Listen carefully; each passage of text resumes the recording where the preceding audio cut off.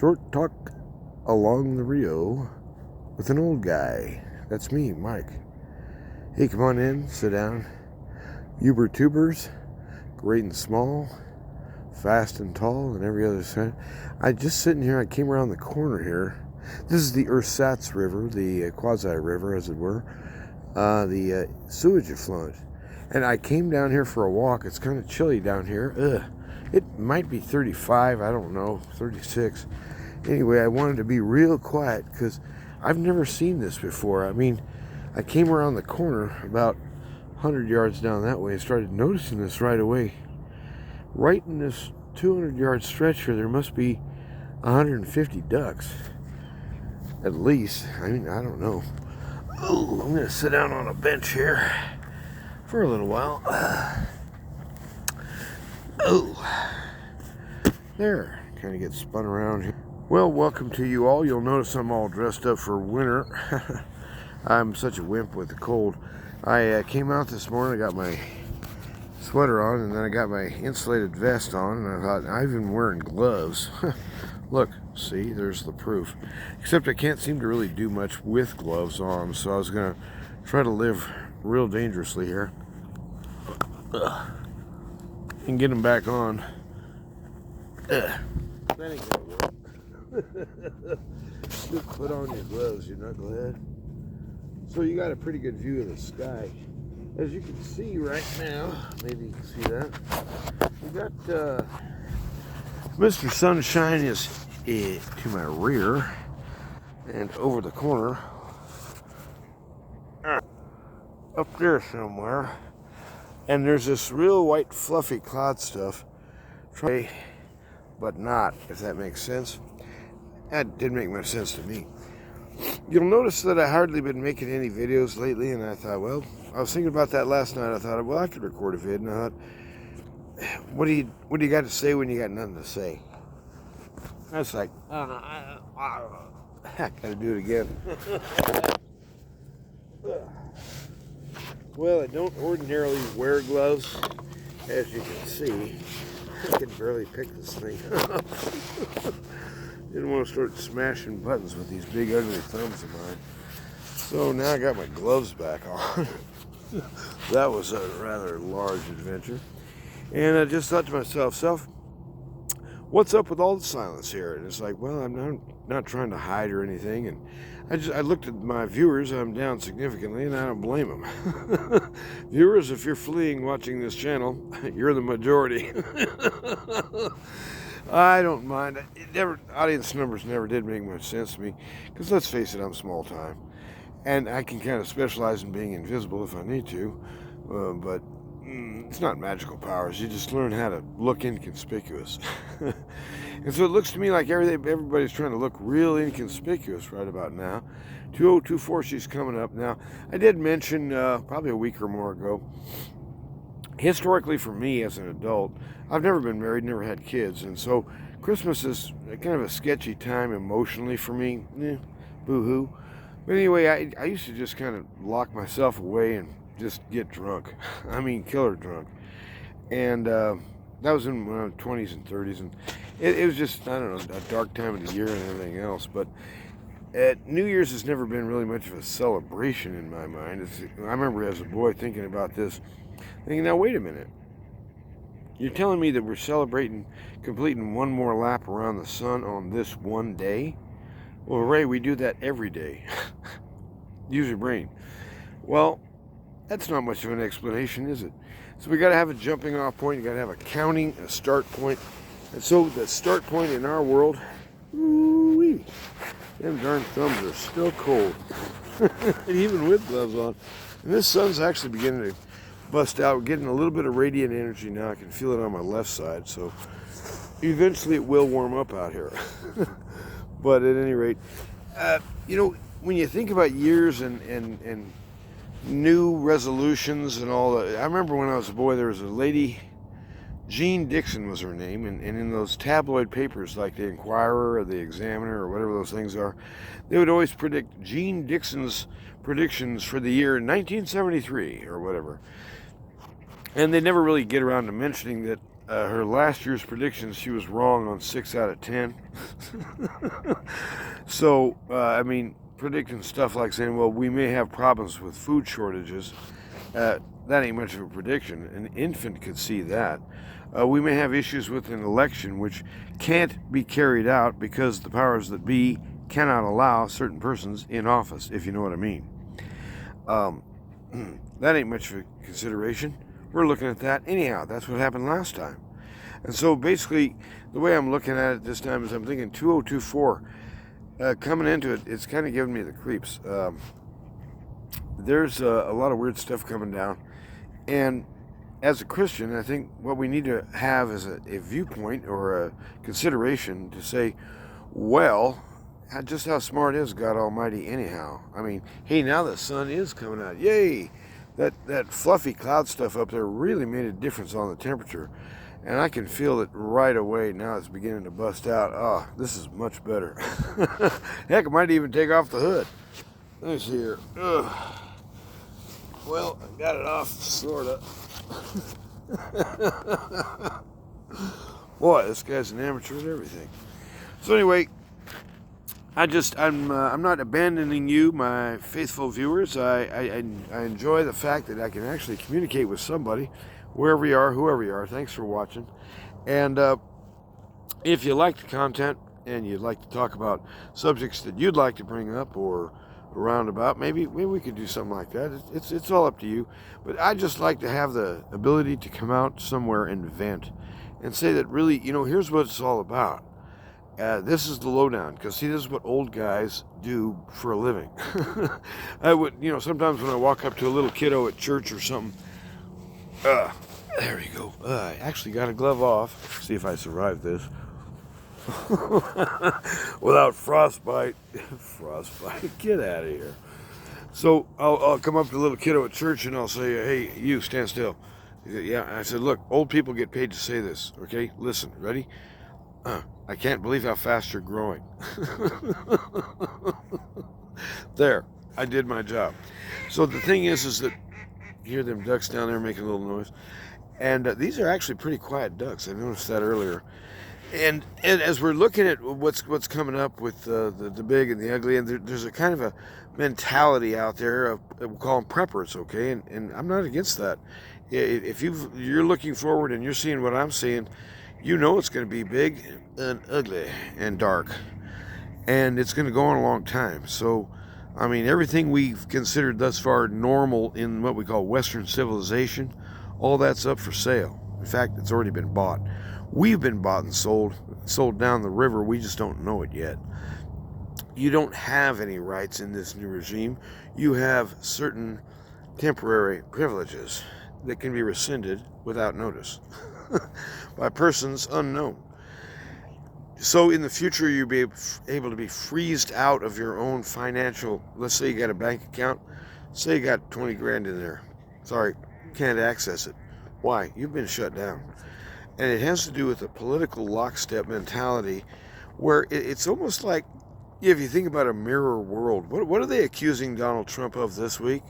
What outrageous nonsense are they pointing at him as if he was, like, say, the central devil of all human history or something like that?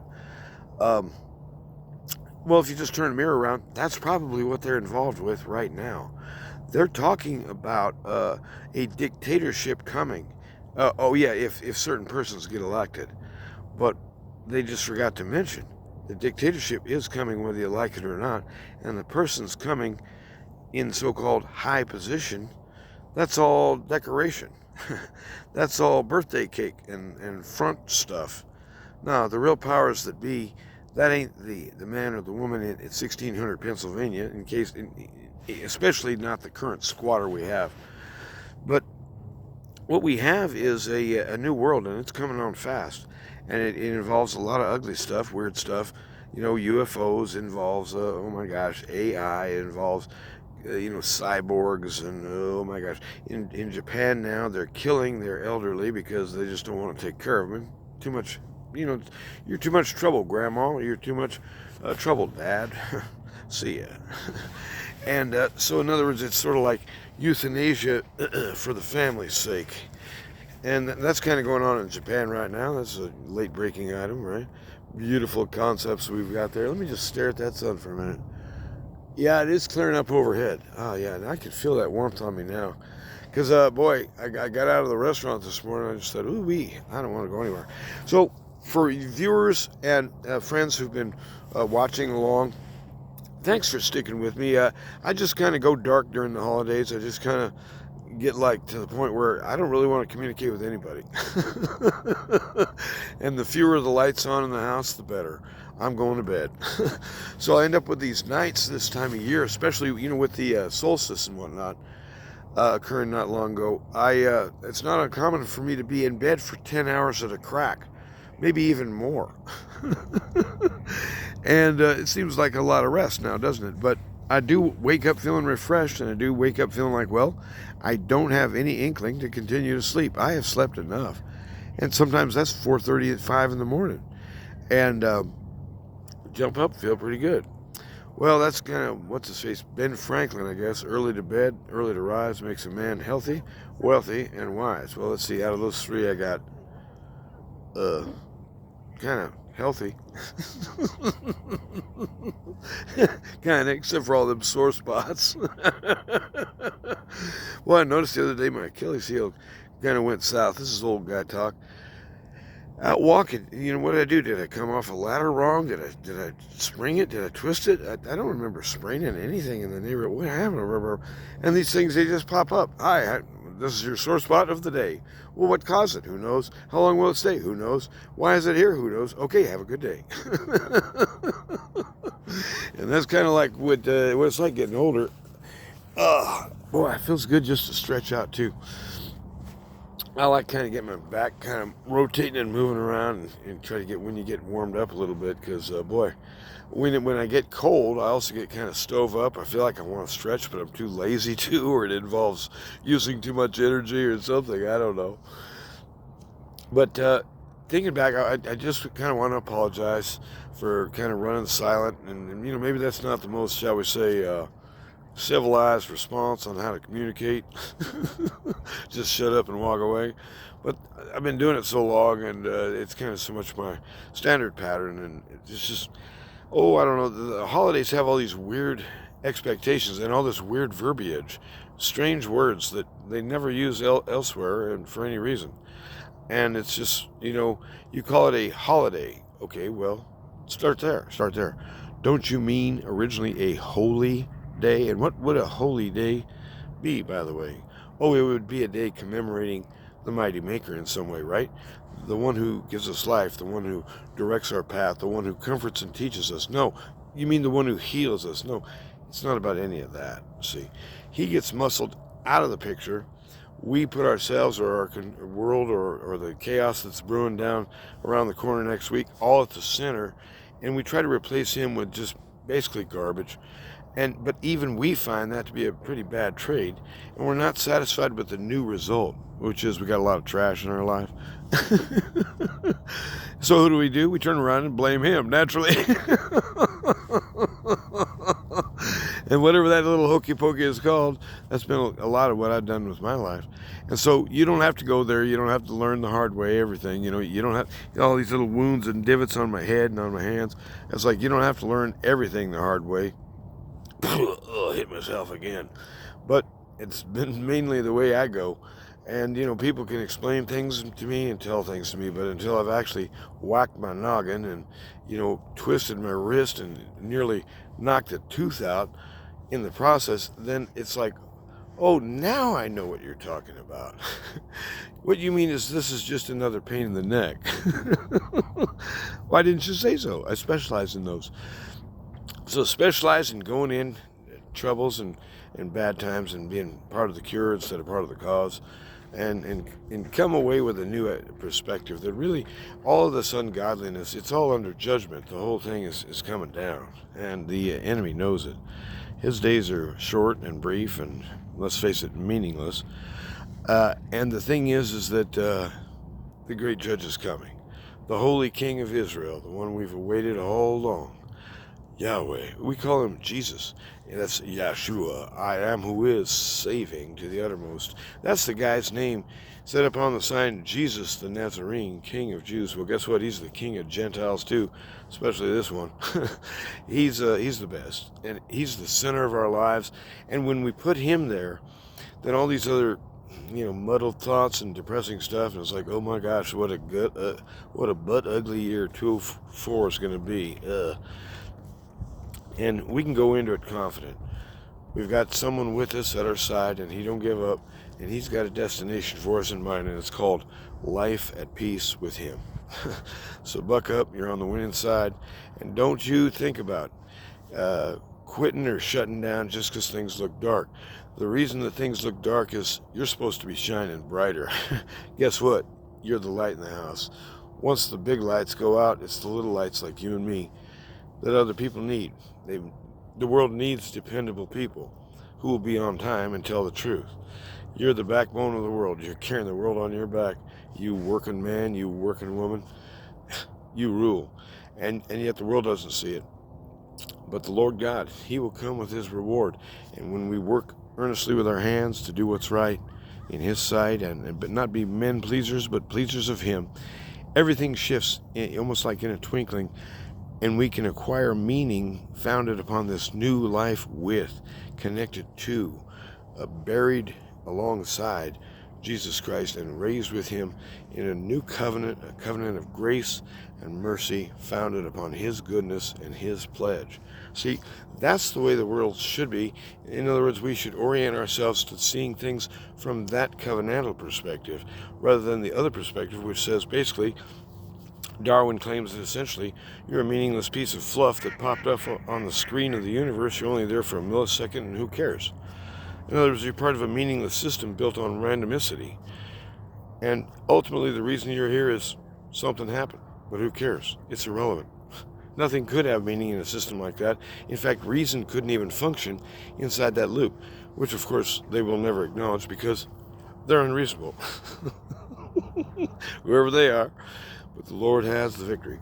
And whether they're powers of heaven or powers of hell or powers of this earth, every knee shall bow, every tongue shall confess, Christ the Lord, he is Lord, to the glory of the God, the Father Almighty, everlasting. And when you're free to say this now during our lives while we're here, he changes you from the inside. Confess the good confession, walk the good walk. It ain't easy. You're going to need help, and that's the point. He knew it going in. We're just now beginning to find that out along the way. So apply yourself to it. Ask for help and find the route that he calls you to in peace. The peace he forged, the peace he made with his body and blood. So, New Year to you in that sense. Happy? Yes, sir. Every time, because he wins. And he captures hearts along the way. He's captured them today. Devil don't have nothing to say about it. Jesus is going to bring in all of his children and not lose one of them. He's that good and better. You guys have a good day. Bye-bye.